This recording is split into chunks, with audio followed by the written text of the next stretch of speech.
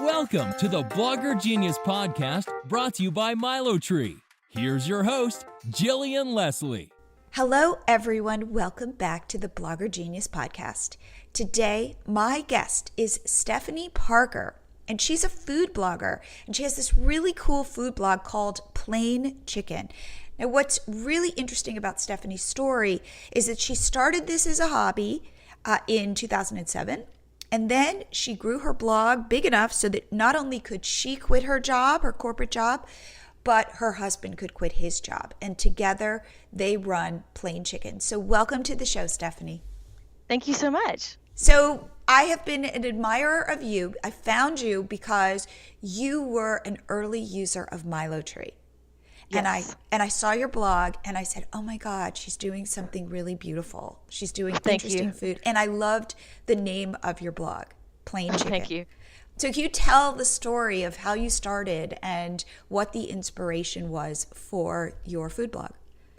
So I started Plain Chicken because I would take food to work, and months later or weeks later, people would come to me and say, hey, a few weeks ago you brought some dish to work, and can I get the recipe? And I didn't have the recipe because it was something I had found online or some cookbook, and I make things and then just move on to the next thing. So I thought, well, why don't I start a blog just for recipe storage? No, wait, at work, were people tasting the food or it just looked really good?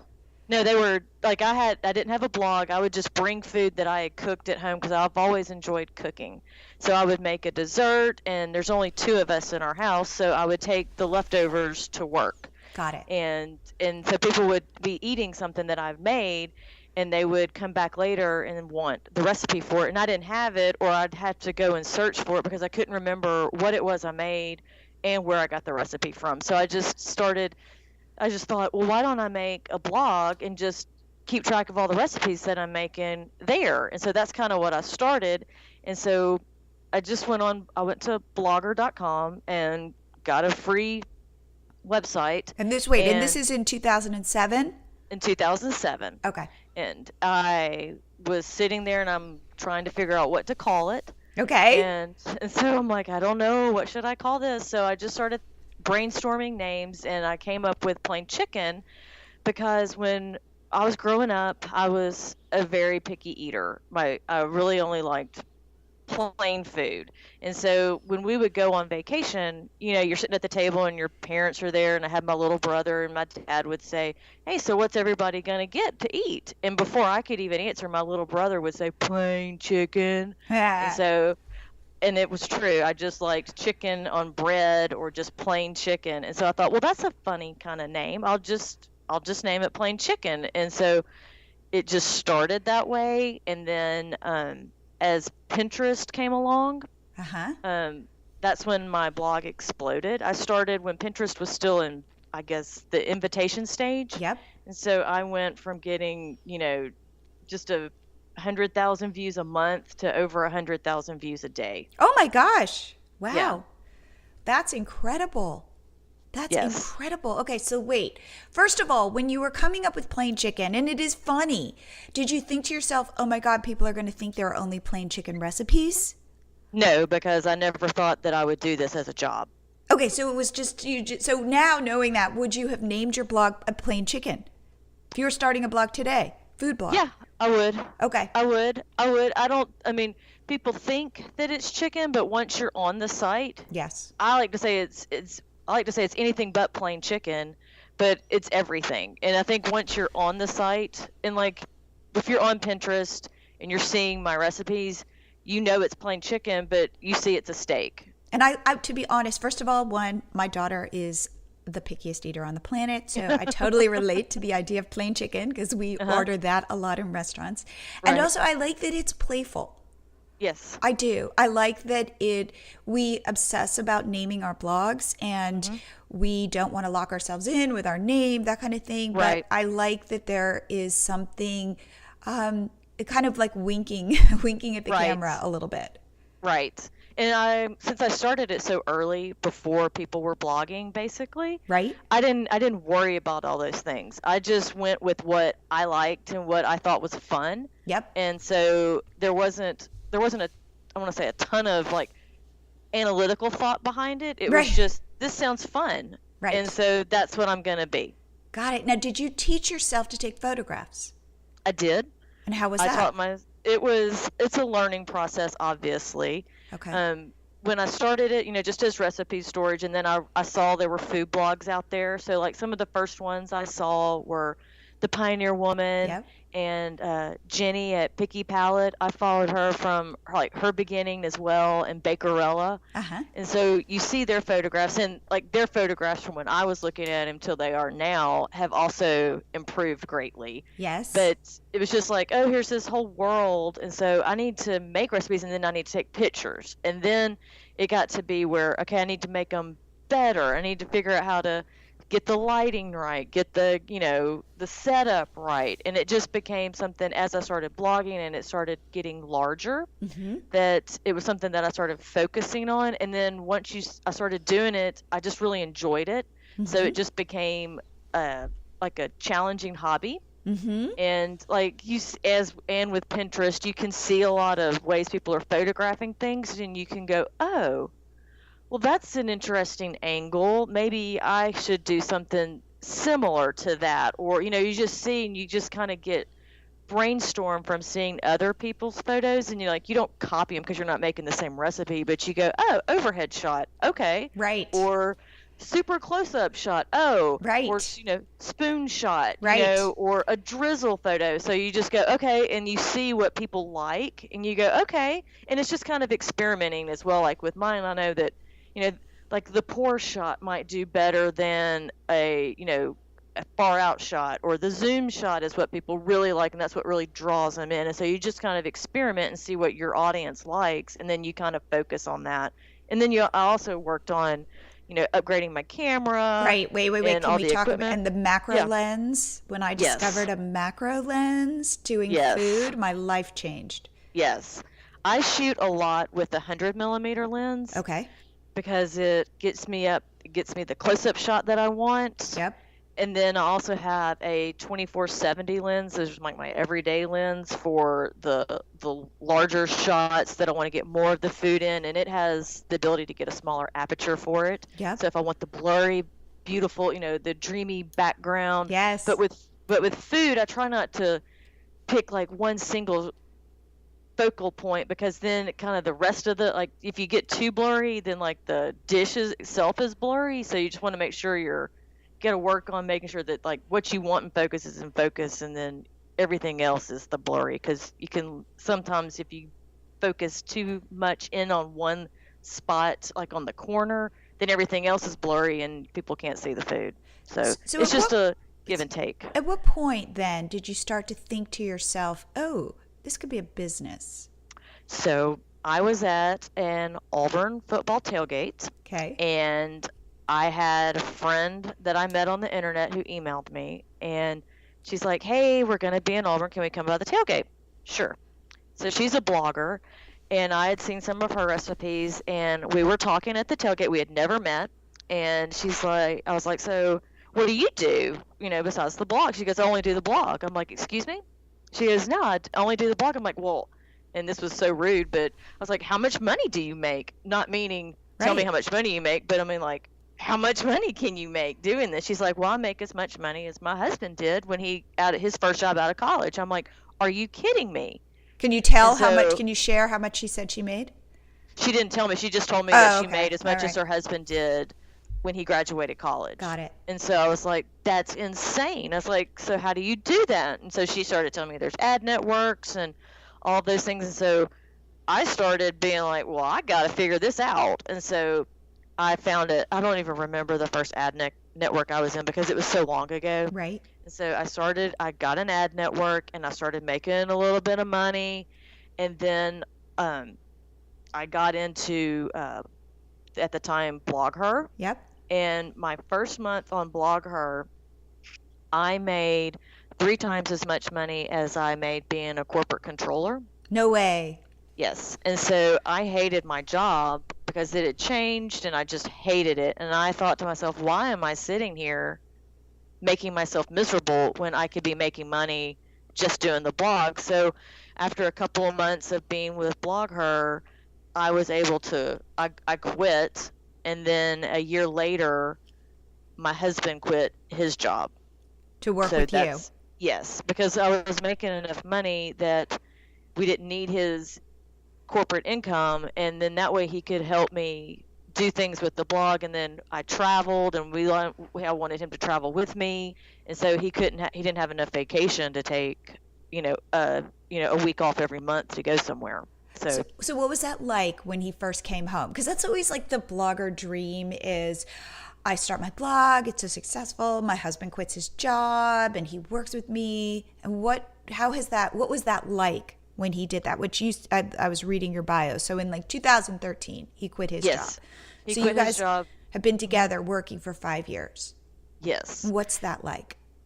It's, for us, it's easy.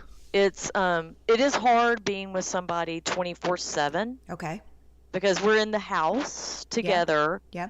All day together. And so we just kind of have our separate areas. I have an office that I edit photos in, write on the blog, do social media and all of those things from. And then his role is not as much with the actual on the computer part. He cleans the kitchen, he loads and unloads the dishwasher, which is sometimes 2 or 3 times a day, depending on the day. He does the grocery shopping. He runs to the grocery store if I've forgotten something. He will call people to collect money if somebody's late paying us, which is always nice. Okay. He helps me brainstorm ideas. He'll look at photos if I have 2 or 3 that I'm trying to pick from, and I get his opinion on which one should I use. Then he also will, before we had Instagram scheduling, he'd get the reminder and post the photo for me. Got it. If I was traveling. And then just anything I need, like if I'm traveling, like I went to Iowa this past weekend, and I live in Birmingham, Alabama, but I wanted to fly out of Atlanta. Okay. Because it was a direct flight, and so he drove me the 2.5 hours to Atlanta to the airport, and then he picked me up on Sunday. So if he were working, he wouldn't have been able to take off on Friday to take me to Atlanta and then come pick me up. It would just be, it's just easier to have him as my partner to just do the odds and end things. And I do all the make the recipes and photograph, and he holds the light for me when I'm photographing, the bounce light, or he'll hold the spoon, or he'll do the syrup pouring over something. So he does all those kinds of things. Got it. That's funny. So I work, my partner in life and Catch My Party and MiloTree is my husband David, and he's the technologist. So he builds everything and he does all the stuff that I don't understand. But he is also my hand model. Yeah. I'll be like, make sure your nails look good because you're the one holding the spoon. Exactly. Which is really funny. Yes. I don't think he ever thought of himself as a hand model, and he does not want to be on camera. So I'm like, okay, I have to take a photo. Like, just turn around and I'll kind of get an over the shoulder shot. Yes. The same with my husband. Same. So it's very funny that he'll be building some big technological thing, and I'll be like, come in here, I need you. Hold the spoon. Right. Take a bite. Right. Yes. So that's very funny. Okay, so how do you work this? So how many hours a week are you working on your blog? Well, I work every day. Okay. And because there's different things. Including Saturday and Sunday? Including Saturday and Sunday. Okay. Sunday is my biggest day just because that's the biggest traffic day, and I post a weekly menu on Sunday. So I have to I pin all of those recipes from Sunday into a weekly menu board on Pinterest. Okay. So I get up, I make sure all of those pins are going out. I make sure that everybody got their email, that there wasn't any glitch, because that's everybody's favorite email is Sunday for the menu. And then I go through and I take those posts that are scheduled on the menu on Sunday, and that's what I share on my Facebook page during the week. Okay. For those recipes from the menu as well. So okay, so let's step back. So you create, so every week you're creating a menu. Yes. And then you create the recipes for the menu. They're just my recipes from the blog. Okay, so you've already made these recipes. These are past recipes. Correct. Okay. Correct. And then So it's a way to get content back out in front of that's very smart. people again. So Very smart. it may be something that they've made, but it just comes to the forefront of their mind again. Yep. Or it could be a new person to Plain Chicken, and they've only been around for a couple of weeks, and so they've never seen any of these recipes. And so it's just a way for people to think about these recipes, because I give it's just a main dish and like a side, and then I share one dessert at the end. So it's and this just is like, this is in a newsletter. No, I do a blog post. This is a blog post. Okay. So this is your Sunday blog post. Yes. Okay. And so so that's what everybody gets. And so on Sunday, I spend a lot of time making sure all that content gets shared to Pinterest. Yep. That answer anybody's questions, because people have questions when they get it, and then just scheduling those out is what I'm gonna reshare on my Facebook page for the week. Got it. And I love that way of repurposing your content. I love that you found a different way to package your stuff that makes it relevant for people. Right. And it was when my blog started getting popular, my dad was like, you need to republish some of these recipes you have, because they're really good and nobody's seen them. And I thought, well, instead of doing individual posts, why don't I just do a menu? Right. And so it just kind of went from there. And I thought, well, everybody is getting ready for the week on Sunday night. And so if they had some, maybe they only make one or two of the recipes, but it's something that they're like, oh, this is good. I could make this and we could have this Wednesday night. Now, are you going back into, let's say you, in a menu, give me an example of the 3 recipes that you'll feature. All right. Well, let's just pull up Sunday. Okay, let's do it. I do 7. Yeah. Say I have 7 recipes. I do one for every day of the week. Oh my gosh. Okay. So that you have, there's 7. Okay. This one for this week was a spicy barbecue ranch grilled chicken. Okay, so for that was Monday with the side of Parmesan corn pudding. Are you going back to those blog posts and updating those blog posts and republishing the blog posts? No, it's a individual blog post, and I have a photo. And the photo, when you click the photo, it links to the original blog post. Got it. And then I write underneath what it is. So it says spicy barbecue ranch grilled chicken. Got it. And if you click on that, it takes you to the blog post. And then I have a picture of the pin it button. Okay, good. For Pinterest. And if you click that pin, it takes you straight to Pinterest, so you can pin my original pin. Nice. Okay, nice. I love that idea. Okay, so Sunday, let's go back. Sunday is your busiest day. Yes. And then I also cook every day. I cook every day. I cook every day. So I'll figure out what we're having for lunch, and that's a blog post for later. Or if I don't have like a main dish, if we're gonna like throw something on the grill and I'm making a side, or if it's something I need to make a dessert for, that's what we do. I try to cook every day. And and cook and create blog posts every day. Yes. And so I kind of batch. I kind of do my blogging in batches. So like right now it's July 31st and I'm cooking December. Wow. And so I already have August and September. I have all the recipes made, photographed, all the collages made for Pinterest, all the blog posts written and scheduled to Facebook and Pinterest. Oh my gosh. And so right now I'm making the collages for all of October. And so by the end of the week, I'll have almost all of October written and scheduled. And then November, after I finish that this week, like my goal is by Sunday to have everything done. And so Monday I'll start editing all of the November photos. And while I'm doing all of this, I cook one thing a day. Okay, so my friend, let's break this down. Every day you are making one recipe and you are photographing it. Yes.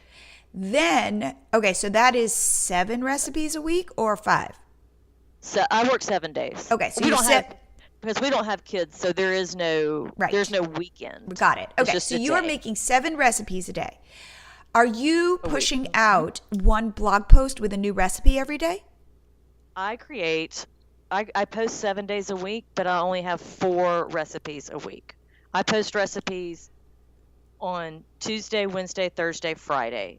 Saturday is a travel post, or if I haven't been anywhere, I'll do a roundup post of like top 12 pasta salads or Got it. something, just Okay. whatever's relevant, or like Okay. right now, back to school recipes. Okay. And then Sunday's the menu, and Monday is Meow Monday, and those are photographs of my cats.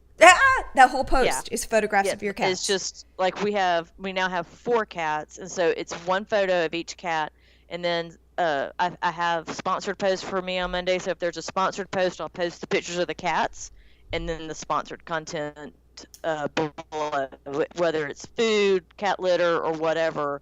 I'll do that below and then incorporate it into posts. But I just send out pictures, and right now I'm sending out updates because we just adopted a stray cat like a month and a half ago, so everybody wants to know how he's fitting in.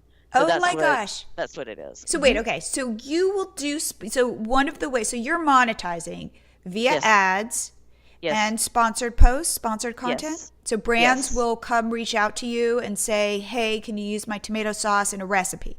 Correct. And then you do those posts, but those are only, you post those on Mondays? I post any sponsored post for food. I will do it Tuesday, Wednesday, Thursday, Friday, or Saturday. Okay. I don't post anything on Sunday or Monday. Okay. Because Right. I only want one post a day. Got it.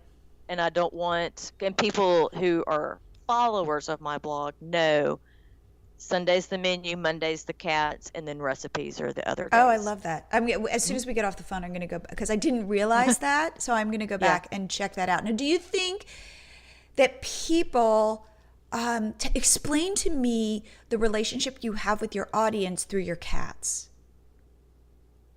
So I just started Meow Monday because on my phone or my camera, I just had pictures of food and cats. And I'm like, I need to do something with these cats. And so I'm an alliteration person, so I thought Meow Monday, what a great idea. I'll just start posting pictures of the cats on Mondays. And then it just kind of started morphing into a weekly thing.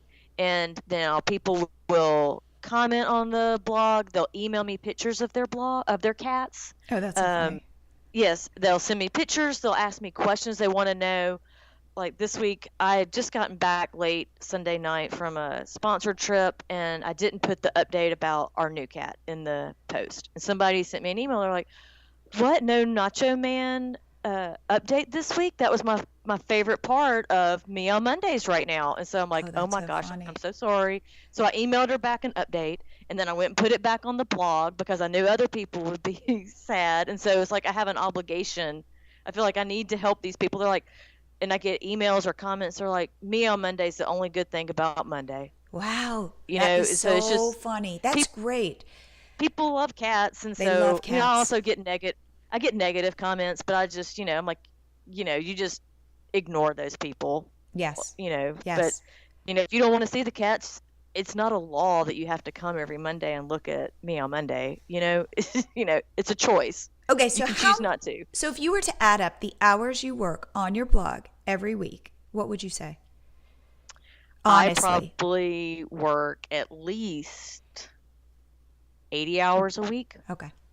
Like my whole life is plain chicken because everything I do, if we go to a restaurant, I'm gonna Instagram it. I'm gonna order something I know looks good, and I'm gonna put it on Instagram. Or if we go out of town, I do a travel post about it. So if we like to go to Las Vegas, and we go to Las Vegas multiple times, sometimes we go twice a year, or or we go once a year. And so I find new restaurants. Yep. Because I want new content. Yep. If I were to just go to Las Vegas and eat at the same places, it wouldn't be a new post. I wouldn't be able to write it off. But since I am planning that and I'm researching where to go and we're eating that, and I've taken everybody. Oh wait, you're breaking up. Say that again. Knows, do not touch your food until I've taken a photo of it. Got it. Everybody knows that when they order, they sit, and then I take pictures of everybody's food. And so it's something that I do, and it's conscious. So that's that's a part of, and I consider that working, because if I weren't going to post that on my blog, we'd just eat it and I'd just order a plain chicken sandwich and be done with it. But instead, I get something different because I want to make sure that it's something that, is good for the blog And like, I'm not a big sweets eater, but I know that's what does good on Instagram. So we'll go and get cookies or a crazy ice cream or a crazy whatever just to have that for the blog. You can tell that social media is very important to Stephanie of Plain Chicken. If it's important to you too, then definitely check out MiloTree. So MiloTree is a smart series of pop-ups you install on your site, and it will grow your followers on Instagram, Pinterest, or YouTube, or Facebook, or your email list. It's incredibly effective, and the reason it is because it's taking your visitors that are currently on your site and asking them to follow you or subscribe. What could be better? It is GDPR compliant. It's Google friendly on mobile. It's really easy to install on your site. And the best part is we offer your first 30 days free. So head on over to MiloTree.com and sign up today. Now, here's a question. Have you ever had to deal with burnout? Yes. And talk about that, because when I hear what you're doing and the consistency of it, I am so impressed. And I think to myself, oh my God, if this were me, I'd probably experience burnout. It's some days it gets hard just because of being inundated with social media. Right. And it might be a day where it's just everybody's complaining about something. But I work so far ahead that I have the luxury of saying, I'm going to go get my nails done and I'm going to come back tomorrow, or I'm going to turn off my laptop at 5:00 and I'm going to just go watch TV for the rest of the night, because I work ahead.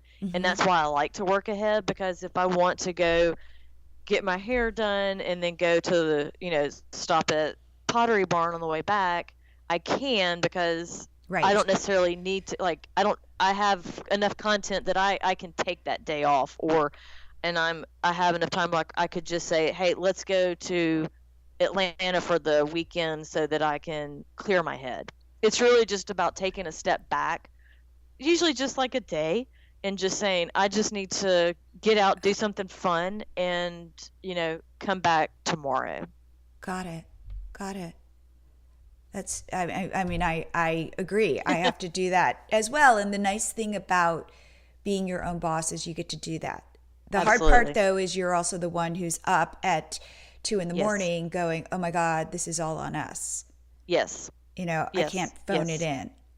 Correct. That's the scariest part. And that was the scariest part about walking away from corporate. Right. Was you have a guaranteed salary, and it's going to be there, and to walk away and to say I'm doing this on my own is super scary, because because you're a blogger and a business person and an entrepreneur, that you don't get $15,000 every month. No, exactly. You have to work your tail off for that. You're right. And you might get 4,000 one month, and you might get 5,000, and then you have a good month and you get 10, but it's not like it's Right. a steady, consistent paycheck. You're totally right. Right. It's like you're working, like your salesman working on commission. Completely. So you don't know what it's going to be. So you were an accountant? Yes. So I take it you are very organized. I am. Can you give tips on how you are able to be as organized as you are? Like what tools do you use, and how, are you a spreadsheet person? Are you? I am. Okay. I am. So I've always been super organized in my work. I call myself a super planner. Yep. So I already know where I'm going, my trips I'm taking for the rest of the year. I have a ballpark for where we're going to go next year. And then so I have a spreadsheet that I use for my blog calendar. And so I just have it on Google Drive, so I can see it everywhere. Okay. And I just have it scheduled out. So I will say I'm working on November or whatever. And so I'll just go and I'll be like, okay, what recipes do I want to make? And I'll just start jotting down ideas on each day of the week that I post a food recipe. Okay. And so I just go through, and so I may have, okay, so November I need to think about Thanksgiving, sweet potatoes. Let me think about a sweet potato recipe, and then I'll just start thinking about what I want to make and the time of the month it is, and I'll just drop it in the spreadsheet, and then that's what I cook. After I feel like I'll look at the menu and I feel like this is a really good menu. This is a really good assortment of recipes. I've got main dishes, side dishes, breads. I've got, desserts. This is what I'm going with. Then I just go on to Walmart.com, order my groceries. My husband goes and picks them up from the pickup thing, and that's what we just start working our way down the list. So I'll just start, we're going to make these 5 recipes this week, plus, I've got these 2 desserts. And so that's what we just kind of work through it. And so that's how And then I take it you've got your photos and files of the photos, and you've got your systems for collages and those kinds of things. Yes. And so I will cook everything for a month. And then after I've cooked the month, then after when I'm ready to start, once I finish the previous month scheduling it, I'll just start. Like right now I'm finishing October. So I'm in the middle of making all the collages. I make a lot of different collages for Pinterest, because I like people to have a choice of what they're pinning. So any image that I have, I will do a separate collage with the words on the top, so that it stands out, like that people like on Pinterest. And I also do a zoom photo, and then so I'll do all of those, and then once I have all those done, I'll load them into the blog, and then I start writing what I call the this is good part. The part that says, we really liked it, you need to make it, these are the tips, and nobody reads it because they always email me the questions that I've answered in the this is good part. And then I put my recipe down, and I make sure that it's formatted, and then I schedule it to Facebook and Pinterest, and then I hit publish, and I'm on to the next post, and I just work my way. And so since I post 4 recipes a week, I try to write and schedule 4 posts a day when I'm in my writing mode. Wow. So that so it's like 1 week I can get it all done. Yep. Wow. So it's just being disciplined. I think I am organized, but my friend, you blow me out of the water. I look like the biggest slob in comparison to you. That is impressive. So in terms of social media, I take it Pinterest drives a ton of your traffic. It does. It really does. And that's what I focus on. Okay, that's what you focus on. So are you getting Google searched SEO traffic? Yes.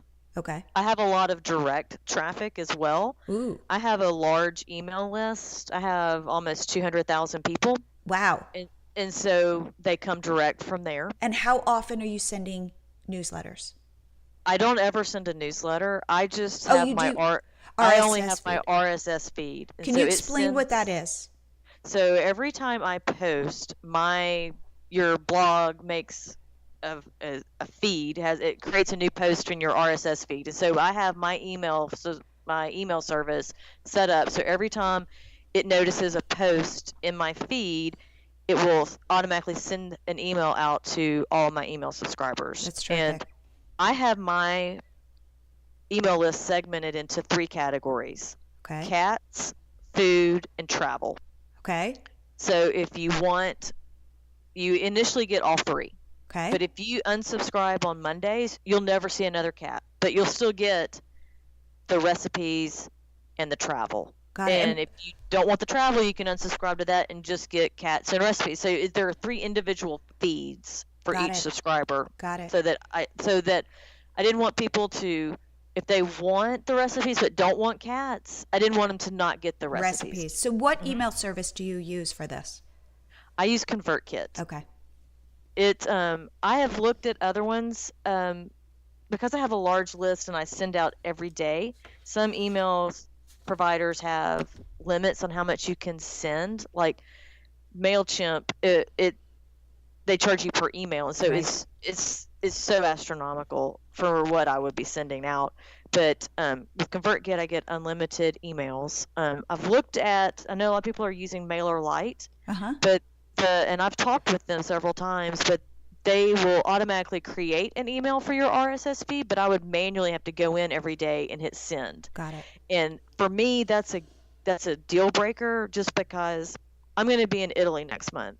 Their time change is, like 6 or 8 hours. Right. So I can't wake up every morning, figure out what time I'm supposed to send that email. Right. Absolutely. For me, it has to be automatic. And people feel mixed about the RSS feed, meaning some people feel like it's not personal enough because it's just the blog a blog post, but I believe that for food bloggers who are constantly creating new recipes where people want new recipes, that's a really good strategy without having to then construct newsletters all the time. Right. Well, I don't think people care about me at all. Right. Right. They care about your cats. They care about your cats. They care about the cats, but they care about the free recipe. Yep. That's what they want. Nobody, I give them some personalization on travel post, and on the cats, but I just think as a whole, nobody even really understands that Stephanie is behind plain chicken. Like, I have gone to a friend's house, and she had, at a party, as they introduced me, she's like, "Oh, she's plain chicken," and they're like, "What?" It's like, I follow plain chicken on Pinterest. I love all their recipes, but I didn't realize you were a real person.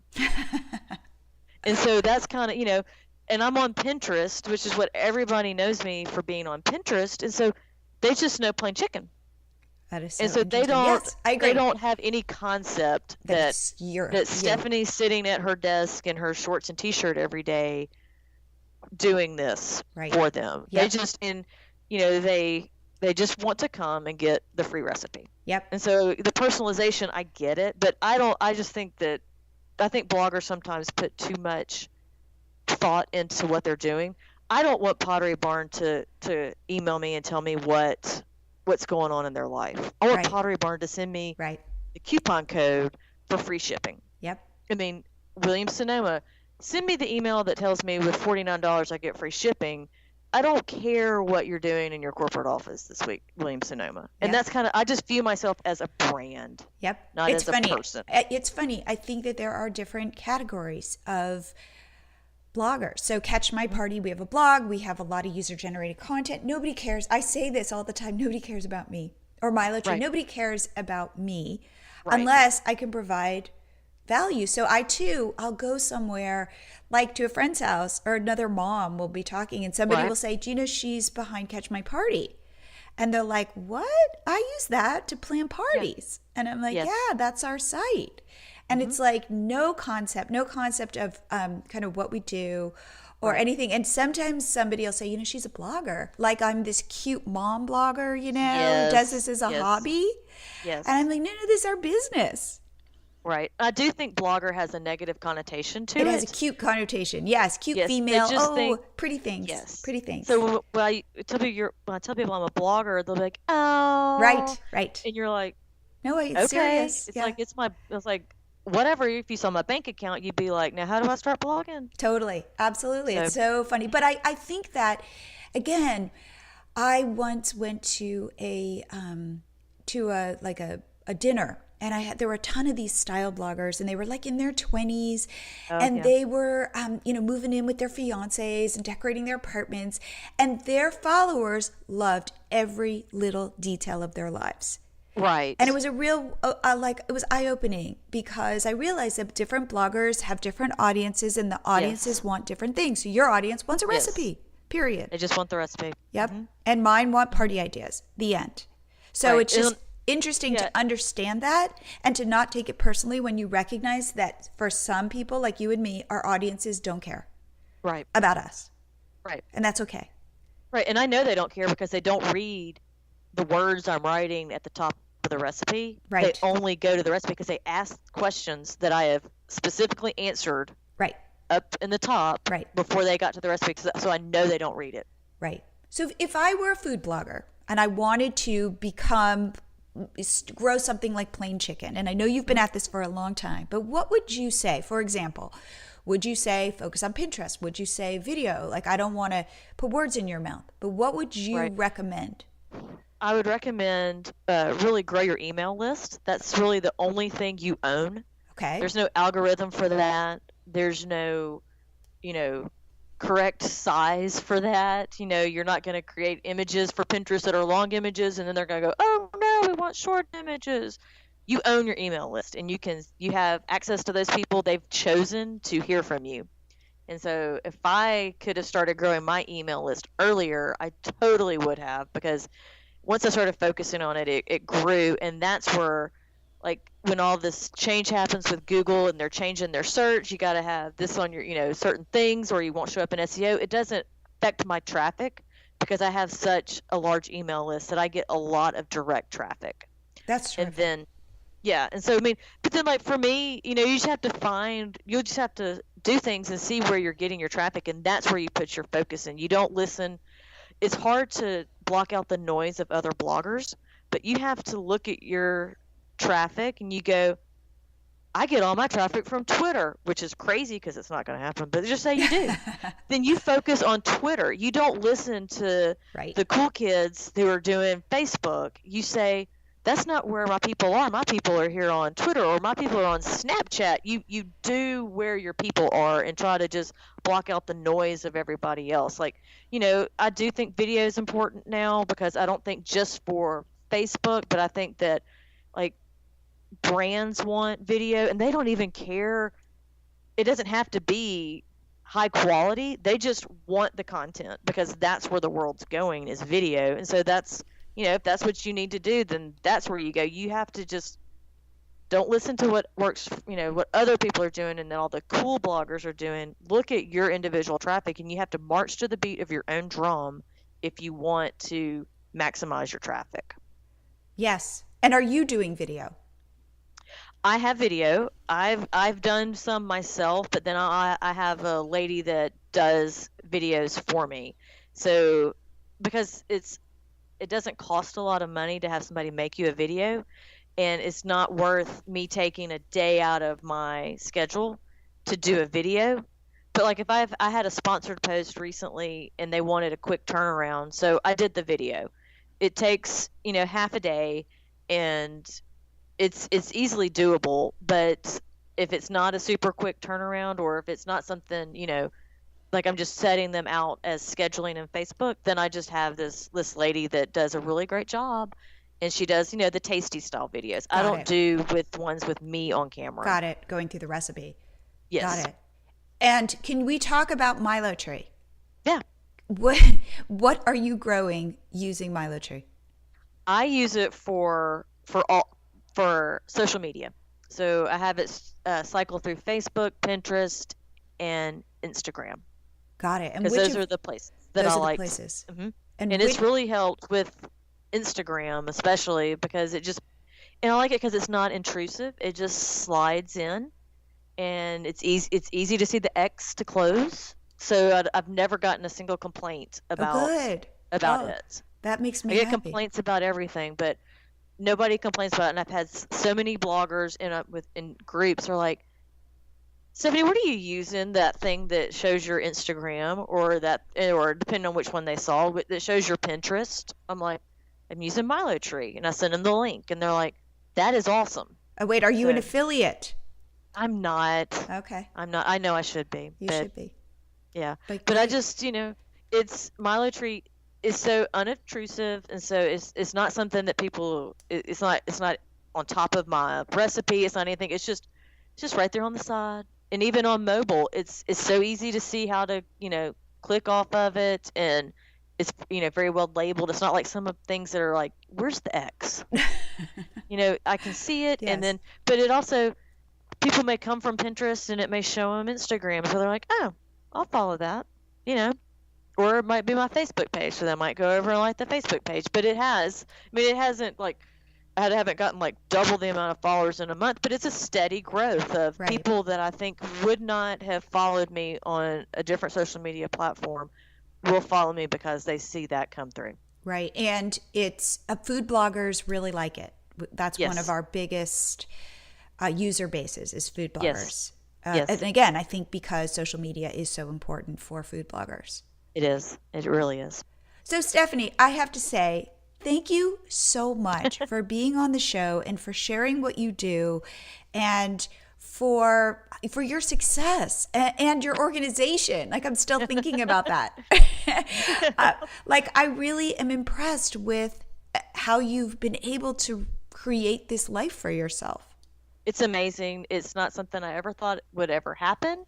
I thought I'd be an accountant forever, but It's wonderful. The internet is a wonderful thing, and I'm just very fortunate to have gotten in early and created a product that people like. Oh, well, thank you sorry. One last thing. Okay. If people want to reach out to you to learn more, to see your weekly schedule, to connect with you, what is the best way to do that? They can email me at Stephanie@plainchicken.com or shoot me a message on Instagram. I'm not good at messaging on Facebook, but you can friend me and I'll see it. But instant message on Instagram or just email me is really the best way. Oh, wonderful. Well, thank you again. Thank you so much for having me. Are you trying to grow your social media followers and email subscribers? Well, if you've got 2 minutes, I've got a product for you. It's MiloTree. MiloTree is a smart pop-up slider that you install on your site, and it pops up and asks your visitors to follow you on Instagram, Facebook, YouTube, Pinterest, or subscribe to your list. It takes 2 minutes to install. We offer a WordPress plugin or a simple line of code, and it's Google friendly on mobile and desktop. So we know where your traffic is coming from. We show a Google friendly pop-up on desktop and a smaller Google friendly pop-up on mobile. Check it out. Sign up today and get your first 30 days free.